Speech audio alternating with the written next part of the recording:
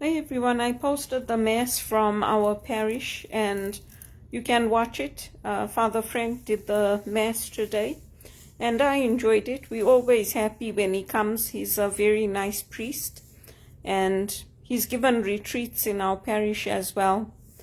So the homily he gave was very nice.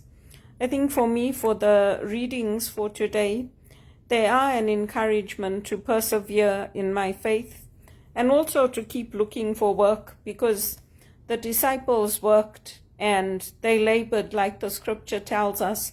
They labored day and night so as not to be a burden on others. And nobody likes to be in the position I'm in, where you're having to send out GoFundMe links and you're out of work for 2 years and you can't get the financial help. And our government budget doesn't make any allowances for rent support or for food support or anything like that. So it's a very distressing place to be in, and I wouldn't wish it on anyone. It's not what I came to Canada for. But the scriptures encourage me to persevere in my faith and to know that for those of us who believe, healing will come with righteousness in its wings. So the scriptures are available online and you can read them. And that's why I go to church. I go to church to be with the Lord, to spend time in front of the Blessed Sacrament. And also the priests are not like me. They're very holy. They're very nice men. For me, I know my sin. I know how I am. And I know I get frustrated. I even ask Jesus sometimes, why did you do that? Like, really? Were we worth it? You went and did all that. And you were so young. Like, if you see the way they flogged Jesus, the way they hit him, the way they beat him, and now the evidence is coming out that it must have been like he went out into Gethsemane after the banquet. They had that banquet, the Last Supper. They had been celebrating their festivals. So he still had all his, what they tie on them. I can't remember the Jewish names, but they tie a band on the arm and they tie one on their head. He had all that on him. And with that, they took him out and they flogged him and they hurt him. And that crown, we have the crown, we show the crown going like this. But in one of the videos, I saw that crown is like all the way on the head. It's like a cap with those thorn branches. And they even found evidence of the flowers and those thorn trees on that shroud of Turin. I posted the videos if people want to watch. But yeah, I was like, yeah, Jesus, did you think we were worth it? You think we were worth that, what you went through? But anyway, it's quite something when you think how Jesus came and he died for us and he suffered for us.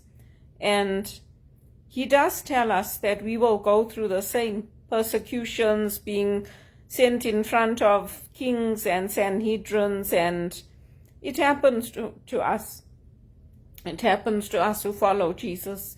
And yes, we follow a Jewish rabbi, and we don't hide it. We follow somebody who was gentle, who was kind, and who knew when to put his foot down. And I don't hide it. I don't hide it. My sufferings are nothing compared to what he went through for me. And like Father Frank says, I don't want to live forever. I want, when this life is over, I want to be with Jesus in heaven. I don't want to keep coming back. And even if they offered me the chance to live forever, say, oh, we sever your head, we'll keep it in this, whatever they do now. They keep it in carbon dioxide tanks and all that. I don't want that. I don't want any of that. There's enough suffering in this life, but yeah, the way Jesus suffered for us is nothing. It's nothing. It's something to reflect on it. And when you see that shroud of Turin, I'm glad the AI found out the truth. I hope they take that music, whatever music they found in that Shout of Turin, and they put it to computer, like they did with the mantle of Our Lady that they found in Guadalupe. It would be nice to hear it. But yeah, if you don't want to believe, nothing can make you believe. And if you believe, you believe. And the evidence proves it now. So I go to receive the Eucharist, to be fed. And when I come out from the church, I feel like I had a whole meal. I don't feel hungry after I have the body and blood of Christ. I feel like I ate a whole meal and I came home. So that's my prayer. I'm praying with all my friends, with all my family, with all my work colleagues, that I get a good paid job and that it's not going to be minimum wage and I'm going to have to keep taking money from people. I'm praying that I will be the one giving the money, not receiving it, and that I will be above and not beneath, and that I will be the head and not the tail. That's what I'm praying for. The priests cry in the church when they see what's happening to my life, all of them. But yeah, they're good men, they're holy men. They're not like me. I used to tell Damien, you chose me to be a spiritual director, me. Are you sure? So nothing worked out here. I told him he should take me back to England. I can go and help him there. There's too much nepotism here in this Catholic church in Toronto. How come I can't get a job in the church after all these years? I don't know. Nothing worked out for me here. Nothing. Not a marriage, not a relationship, not a job. Nothing worked out. The priests like me, but, I don't like this situation. I want to work and I want to earn my own living, not continue to be in this situation. People treat you horribly when you don't have work.